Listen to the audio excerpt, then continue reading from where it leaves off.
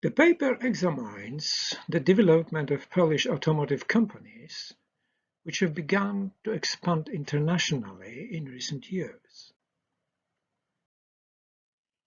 After a brief introduction concerning the core periphery debate, we present the case studies of 4 Polish automotive companies which went global. This is followed by the interpretation of the development, combining the perspectives of global production networks and evolutionary approach. And we conclude with the reflections on the possible impact of the development of such companies on the future position of Polish automotive industry in global production networks. There's an ongoing debate on the core periphery relationships. Central Europe is one of the historically peripheral regions which has experienced fast economic growth in the last decades. The post-communist countries of Czechia, Slovakia, Hungary and Poland has become important manufacturers and exporters of motor vehicles and automotive components as a semi-periphery or integrated periphery of the Western European core. The economic success is based on the combination of skilled but relatively cheap labor and the provision of capital and innovation by foreign multinationals. Due to the important role of foreign direct investment, they are often perceived as dependent market economies. According to some authors, they represent a truncated development or a syndrome of a branch plant economy dominated by foreign-owned subsidiaries that are not strongly embedded in the local economy. Thus, their competitive advantage may not be sustainable in the long run and may be eroded as production may be relocated to other parts of the low-cost areas in the world.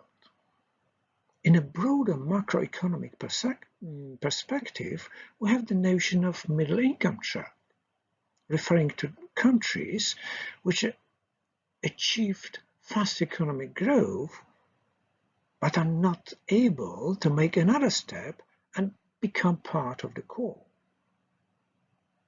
In this context, the question is, what are the prospects for upgrading and closing the gap between Central and Western European countries? This is the question of industrial upgrading, that is the increase in the share of high value-added products, and functional upgrading, that is the development of design and marketing capabilities. This can be approached in the perspective of global production networks. The concept developed by the Manchester scholars Neil Coe, Peter Deacon, and more recently advanced by, for example, Henry Young from Singapore University. The basic notion in this concept is strategic coupling between global production networks and lead firms in particular and national or regional assets. The question is, what are the companies in the periphery which are capable of upgrading in global production networks? There may be upgrading of foreign-owned subsidiaries. We may think about the promotion of state-led companies and or conglomerates. But there may be also the expansion of private domestic enterprises. In the case of Central Eastern Europe, the focus has been very much on the upgrading of foreign-owned subsidiaries, while the expansion of private domestic enterprises, the locally owned domestic enterprises, has been by and large neglected. And this particular type of firms have become the object of our study. So The major aim of this paper is to identify the mechanisms of development of Polish automotive firms expanding in the global markets, to explore the motives and barriers of the international expansion, to look at the scope of their design capabilities, the role of local brand names, and finally, to reflect on the impact they may have on the future position of Polish automotive industry in global production networks. The first Polish automotive manufacturer who decided to expand abroad was Grocklin. It began as a small workshop in the 1970s, and since 1991 it had become the supply of car seats for the state-owned assembly plants. When the assembly plants were taken over by foreign investors, which brought their own supplies of car seats, Grocklin became a Tier 2 subcontractor providing leather and fabric seat covers. The company was listed at the Warsaw Stock Exchange and controlled by its founder Zbigniew Drzymała. With rising labor costs in Poland, the company decided to build a greenfield plant in Ukraine. By 2008, it was the largest Polish-owned automotive supplier, with 3 plants in Poland and 2 production facilities in Ukraine, including one under construction. The long-term strategy of the company was to increase the share of the premium segment, supplying seat covers for Volvo, Porsche and BMW, and eventually to become a Tier 1 supplier of complete car seats. At the same time, it continued its low-cost strategy, locating another plant in Ukraine. The political crisis in Ukraine in 2008 and following political uncertainty, together with the global financial crisis, resulted in the loss of contracts by Grocklin. The indebted company was finally taken over by a German investor in 2013. The new owner continued the strategy of keeping costs low, concentrating production in Ukraine, selling 2 Polish factories to a furniture manufacturer. A few months ago, the company announced it will sell all its production facilities. Sanok Rubber has a longer history. It was established in 1931 as a manufacturer of rubber products for industrial use. It gradually increased its production for the automotive sector, specializing in anti-vibration compounds and car body sealing systems. It was privatized in 1993 by the American Equity Fund and later on listed on the Warsaw Stock Exchange. At the beginning of the 21st century, the management buyout took place. Its international expansion started in the 1990s with opening subsidiary plants of rubber products for construction sector in Russia and Belarus.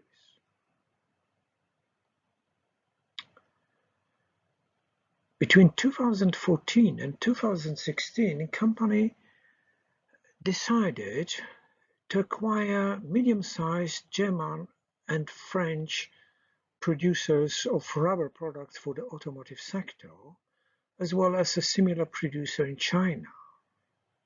Following one of its clients, it opened a greenfield plant in Mexico in 2018.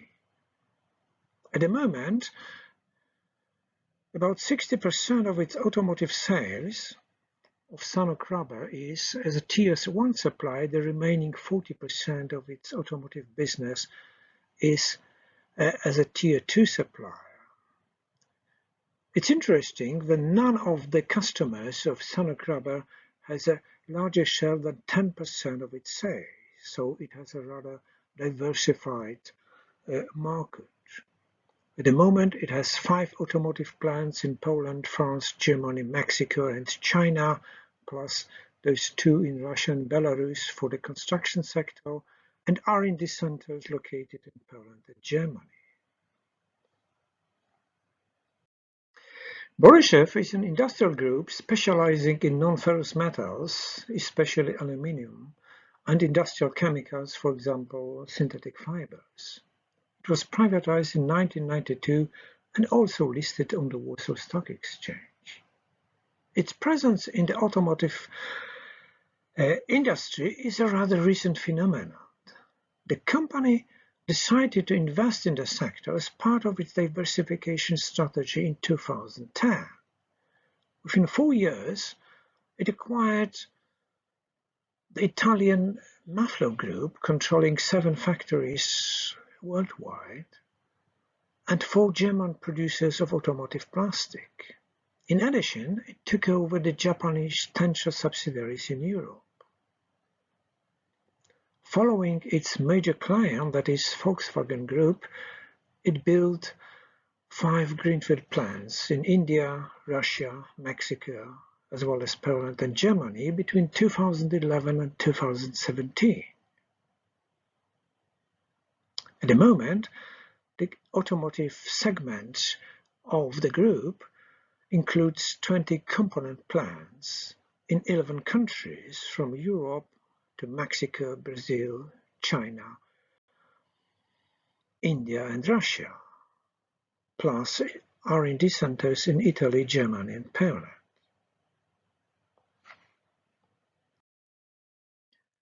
In contrast to the 3 component manufacturers discussed so far, Vielton is the final producer of semi-trailers. It began in 1990 as a company repairing second-hand semi-trailers imported from Western Europe and adjusting them for the Polish market. With the growth of this market, the company decided to launch its own production of semi-trailers in 1996. After Poland and other Central European countries joined the EU in 2004, the transportation companies from this part of Europe became very successful, gaining larger and larger share in road transport in the EU, and this increased the market for the producers of semi-trailers like Vielton. The company was also listed on the Warsaw Stock Exchange. The first step in its international expansion was the location of an assembly plant near Moscow in 2012, meant to explore the East European market. However, 2 years later, with the annexation of Crimea and the tension between Russia and the EU, the company changed its strategy entirely. It decided to expand in Western Europe. Between 2015 and 2018, it acquired Fruhof in France, Rimoce in Italy, Langendorf in Germany, and Lawrence David in the UK as various specialized producers of semi-trailers. All this made Vielton the 3rd largest producers of semi-trailer in Europe, after 2 German leaders, Schmitz and Krone. Vielton has now 8 manufacturing plants in Poland, France, Italy, Germany, in the UK and Russia, and 4 design and R&D centers in Poland, France, and Germany. As we can see, the geographical scope of activity of the discussed company, particularly Borishev and Sanok Rubber, is global, from Mexico and Brazil to India and China. However, most of the production takes place in Europe as well, or in R&D activities are located in Europe. The expansion of the discussed Polish companies is underlined by the evolution of the Central European economies. The last 3 decades is the period of the development of large and diversified manufacturing base in this part of Europe, on the one hand dominated by foreign subsidiaries, but also accompanied by the development of some mostly medium-sized and some small domestic firms. This development of manufacturing resulted in the strong integration of Central European industrial sector with Western European production networks. It has led to the advanced manufacturing capabilities in this part of Europe with relatively limited non-production competencies. And last but not least, we cannot forget about the stable institutional context of the European Union in the countries of Central Europe. The emergence of the Polish firms expanding globally can be seen as a result of a critical conjuncture of 3 development paths. On the one hand, we have the evolution of Central European economies which produce some country-specific advantages, accompanied by the evolution of Western European core, including the impact of the global financial crisis 2008. And then we have the development of individual Polish firms, which led to the creation of some firm-specific capabilities, which allowed some of the companies to take decisions for international expansion. So how and why do Polish automotive firms go global? First, we can see that in all these cases, the international expansion was preceded by the role of suppliers of foreign multinationals and the leaders of the national market. This allowed to develop the firm capabilities and build their self-confidence. The important point was the shift in the geographical directions of expansion. Many firms began investing in Ukraine, Belarus, Russia, and at some point decided to go and invest in Western Europe and then in non-European markets. This was accompanied by the shift in the motives of foreign investment, from the cost motives or market expansion in Eastern Europe to the market expansion in the core economies of Western Europe and then the follow the client strategy in emerging economies. The expansion took place through foreign acquisitions in the core countries and more recently in greenfield investment, particularly in emerging economies. We can see that most of these companies are specialized in some labor-intensive products or some niche products. The important element are financial capabilities related to opportunities to raise capital at the stock exchange or the activity in other sectors, other industries. All of them have some experience of foreign co-owner in the 1990s, which allowed them to acquire managerial expertise. What is very often emphasized in the interviews we conducted are the organizational competencies related to the experience of these companies functioning in very difficult and rapidly changing environment, which they gave them large flexibility. Flexibility combined with the traditional advantage of lower costs is an important capability emphasized by many managers. Many of these companies took advantage of the window of opportunity during the financial crisis of 2008. So we may ask, how may this affect the future position of Polish automotive sector in global production networks? On the one hand, the Polish firms which achieve stronger market position and with their brand names in both core and emerging economies. This allows to escape the vicious circle of low economies of scale and the lack of decision-making and design capabilities that is typical weaknesses of peripheral economies.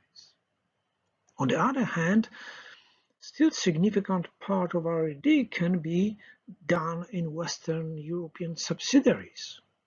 We have to realize that the number and size of Polish multinationals in automotive industry is still very limited. We've identified about 12 of such companies out of the 3 more or less successful ones we presented in this paper. If we refer to the typology of strategic coupling presented by Henry Young, we can say that in this case there's a kind of a mix of functional and structural strategic coupling. That is, there's a potential of divided competencies between the partners from the core and the periphery. This is definitely not the so-called organic strategic coupling based on the national policies. There are new challenges faced by these companies expanding globally, organizational, financial, technological challenges. And last but not least, there is a possibility of foreign takeover of the successful Polish firms. All in all, the international expansion of the Polish firms in automotive industry is a very recent phenomenon, so it is really too early to assess the long-term effect of such foreign expansion. Thank you for your attention.